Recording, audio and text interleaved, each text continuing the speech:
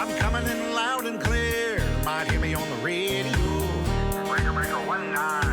Anybody got their ears on? Hey guys, it's Eric, owner of Farpoint Farms here in the mountains of North Carolina. Oh, just a few months late, but I finally got around to editing together my 2021 visit to the Shelby HAMFEST, and what an awesome adventure it was.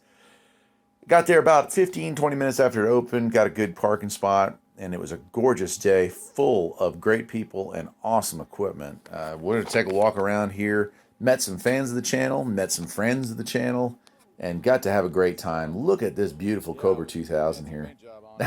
That'll just lead off at how awesome this was. Shelby HAMFEST. We're Patrick here. Yep. Say hi, my friend. Nice to meet you, Eric. Hi, everybody. Hey, man. We're just walking around. You heading out? Did you get anything cool? I got me a rig expert analyzer. Awesome, sir. Well, it's good meeting you, my friend. Nice to meet you. You take care. Yeah, so as you can see, lots of people. This is the first year that I went to a HAMFest where a lot of people, I'd say a dozen, maybe more than a dozen, stopped and wanted to talk, get pictures or whatnot. So it was a great experience all the way around. And there's some surprises later on in the video, but look at all the cool gear. Some of it vintage tube equipment, some modern equipment, and everything in between. I made so many trips to the car loading up good stuff, computers, and I bought a television set. I bought ham equipment. I bought antennas. I mean, you name it, I was in it. There was a tuner that I picked up. I mean, there's just some great.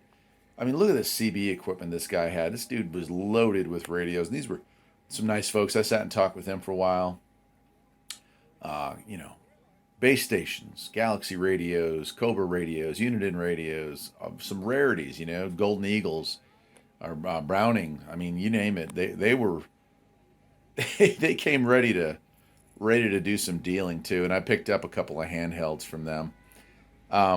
Look at this stuff. I'm just gonna kind of let the camera roll here as I point out some of the hot points here. But some of this stuff I walked away with. I mean, I literally purchased, and I mean the deals were there too. I didn't pay anywhere near book value for some of this stuff. Golden Eagle and Silver Eagle mics. I mean, the D104 lollipops are classics. I've got one in my collection, and I've had many that have come and gone, but pretty much every mic connector you could hope for to work with them. Just gorgeous. I've never seen so many in one place. I guess I just had to focus on that for a moment. Also got to have lunch with some fans and met some folks that were, just radio enthusiasts. And we talked about Part 15 radio with a couple of guys, talked about ham radio with some of the guys, a lot of chatting about CB radio, but also just chatting about YouTube, which was kind of unusual. Again, meeting so many people who recognized me and who wanted to know, hey, how do I get into making videos on the internet? And that was, I think, probably the funniest conversations I had, because literally just stuff a camera in your face and slap it up on YouTube is the advice that I gave. Oh, and the most important advice, of course, don't quit. But there were so many like dollar deals and $5 deals that I filled up my collection of goodies for many years to come at this collection here. And this is the only real HAMFest I went to in 2021, and it was worth it. I wanted to go to the Raleigh HAMFest, but they canceled it. Rars Fest, they canceled it at the last minute in April. And so this one I almost wasn't able to get to. In fact, I left from here and went straight down to Georgia to deal with some family matters. But I got it. I did it. I picked up that tape recorder right there. Because I still have stuff that uses cassettes, and mine broke a couple of years ago. And I've been on the lookout for a good Radio Shack or realistic tape recorder. That was like $2 for that. It came with some tapes. I mean, you can see there's a lot of equipment. There were plenty of $5 AM only CB radios that I purchased, that I cleaned up. Some of them you've seen as far as reviews go, and others you're going to see.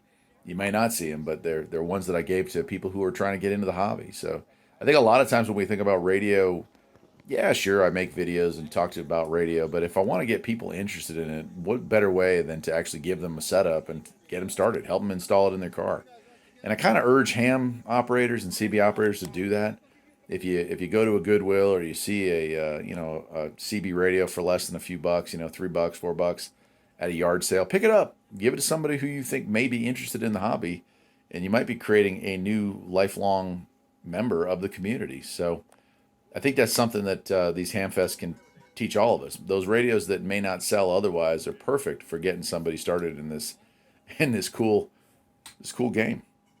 So a lot of just wandering around. I'm going to let the camera roll here for a few minutes, and I'll point out some of the neat stuff that I saw. But there's just so much, and I mean, I was worn out by the end of the day. I got a good sunburn, and I was totally worn out from the trips back and forth to the car. I bought like 5 or 6 laptops for $5 a piece, and I mean, you know, stuff that you wouldn't necessarily go to a Hamfest looking for, but stuff that I've had a great time playing with since then. Some of the ham radio stuff, I was thinking about getting a HF transmitter or transceiver there, but you know, I just wasn't sure what I wanted. There's so many options out there. It's so tough to make a call, but I did get to pick the brains of a lot of really intelligent folks and get their ideas and their opinions on what way to go when re-entering the ham radio hobby. So this, if you're interested, if you've never owned a ham radio, but you think maybe you want to, this is kind of the way to go. Get out and go talk to people, because everyone was friendly and everyone's there to help. Lots of tube equipment and older tube radios in general. I was really surprised, and condition-wise, you know, some beautifully restored stuff and some stuff that looks like it was pulled maybe from a World War II wreck at the bottom of the ocean.